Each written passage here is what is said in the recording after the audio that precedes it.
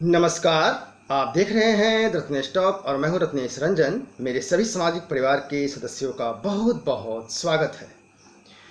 देश भर में कोविड के वजह से कई लाख लोग मौत के मुंह में जा चुके हैं। ऐसी बीमारी जो एक विश्वव्यापी आपदा के रूप में हम सबके सामने है। जब कभी भी बाढ़ आती है, भूकंप आता है या सूखा पड़ता है या फसलें खराब होती हैं, तो सरकार की ओर से मुआवजा देना होता है। सरकारें देती भी हैं। लेकिन कोविड के मामले में जैसा कि देखने को आया कि सरकार तो इसे राष्ट्रीय आपदा बता चुकी थी, लेकिन इसे कानूनी तौर पर या क्रियान्वयन के संदर्भ में यह स्थिति स्पष्ट नहीं हो पाई थी कि आपदा किस श्रेणी में रखा जाए। हालांकि सुप्रीम कोर्ट ने आज एक डिसीजन दिया है और बहुत ही बड़ा और महत्वपूर्ण डिसीजन है ये।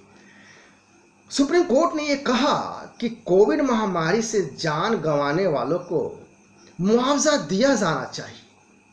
यह बहुत ही महत्वपूर्ण है और मुझे लगा कि यह विश्लेषण करने लायक ये मुद्दा विषय है और यही वजह है कि इस मुद्दे पे आज मैं आपके सामने विश्लेषण रख रहा हूँ। मैं आप सबसे कहना चाहूँगा कि मृतक परिवार को 4 लाख का मुआवजा एक सामान्य प्रक्रिया है जो आपदा में राज्य सरकारें या केंद्र सरकार की ओर से अलग अलग मामलों में दी जाती है।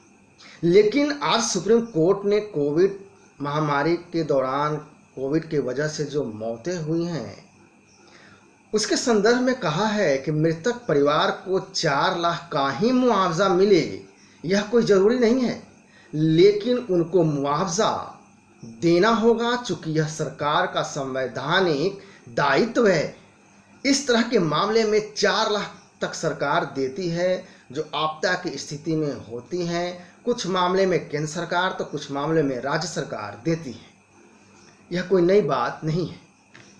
जस्टिस अशोक भूषण की अगुवाई वाली बेंच ने NDMA मतलब national disaster management authority act की धारा 12 का जिक्र करते हुए कहा कि आपदा में मृत्यु होने पर मुआवजा का प्रावधान किया गया है। इस धारा में इसे पूरा करना सरकार का दायित्व है, संवैधानिक दायित्व है। नेशनल डिजास्टर मैनेजमेंट अथॉरिटी से न्यूनतम मुआवजा राशि तय करने का निर्देश सुप्रीम कोर्ट ने दिया है। अगले 6 हफ्तों में मुआवजा की राशि तय की जाएगी। हालांकि किसी पर्टिकुलर केस में यह नहीं ऑर्डर किया है सुप्रीम कोर्ट ने कि इस व्यक्ति को 4 लाख रुपए देना है। ये जो नेशनल डिजास्टर मैनेजमेंट अथॉरिटी है उसको निर्देश दिया है कि आप एक खाका तैयार करें, दिशा निर्देश तैयार करें अगले 6 हफ्तों में कि कैसे किस तरह से करना है। सुप्रीम कोर्ट ने यह भी कहा कि उचित मुआवजा राशि तय करने की जिम्मेवारी NDMA को दिया जाता है। कोविड से डेथ सर्टिफिकेट ये बहुत ही महत्वपूर्ण पॉइंट है सुप्रीम कोर्ट की ओर से, जिसमें कहा गया कि कोविड से डेथ सर्टिफिकेट यानी मृत्यु प्रमाण पत्र जारी करने के दौरान तारीख और डेथ का कारण कोविड लिखा जाना चाहिए। और सुप्रीम कोर्ट में दाखिल याचिका में 4-4 लाख रुपए मुआवजे की बात कही गई थी कोरोना से मौत होने की वजह से। हालांकि सुप्रीम कोर्ट ने सेंट्रल गवर्नमेंट से कहा कि उस गाइडलाइन को आप पेश करें जिसके तहत कोविड महामारी के दौरान कोरोना से डेथ सर्टिफिकेट जारी करने का प्रावधान हो। सुप्रीम कोर्ट ने फैसला सुनाते हुए यह भी कहा कि सरकार फंड की कमी बताकर संवैधानिक जिम्मेवारी से भाग नहीं सकती है और यह अपने आप में बहुत ही महत्वपूर्ण है किसी सरकार के लिए। चाहे वो केंद्र की सरकार हो या राज्य की सरकार हो। यहाँ पर गौर करने लायक बात यह भी है कि मामला कोई यह राजनैतिक नहीं है। मैं आप सभी से, जो मेरे देखने वाले हैं, जो मेरे विश्लेषण को देखते हैं, समझते हैं, मेरे जो फॉलोवर हैं, यह मामला कोई राजनैतिक नहीं है। मैं आप सबसे ये कहना चाहूँगा, यह मामला राजनैतिक नहीं है या फिर किसी तरह का कोई साजिशन, कोई थोपा हुआ है। इस पूरे मामले को एक मानवता के रूप में लेना चाहिए और लेना ही होगा सरकार को, राज्य स्तर पे या केंद्र के स्तर पे या फिर सम्मिलित रूप से केंद्र और राज्य। जिसके परिवार से कोई चला जाता है, गुजर जाता है, तो सबसे बड़ी राहत यही होती है कि उसके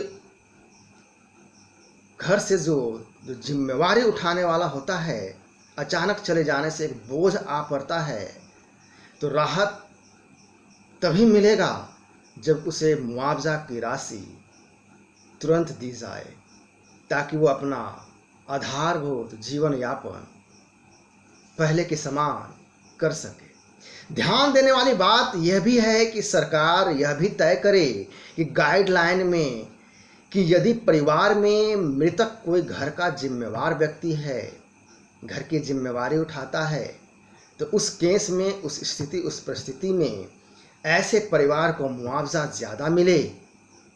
लेकिन बिना दायित्व वाले व्यक्ति, जो परिवार का सदस्य है, उसकी मृत्यु हो जाती है, तो मुआवजा की राशि कम दिया जाए या दिया जा सकता है।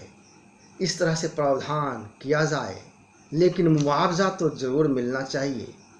इसमें कोई दो राय किसी को नहीं होनी चाहिए, चाहे वो इस पार्टी का हो या उस पार्टी का हो। तो यह है पूरा विश्लेषण। आशा करता हूँ यह विश्लेषण आपको अच्छा लगा होगा। मैं फिर मिलूँगा किसी दूसरे मुद्दे के साथ दूसरे वीडियो में। तब तक के लिए नमस्कार, जय हिंद, वंदे मातरम।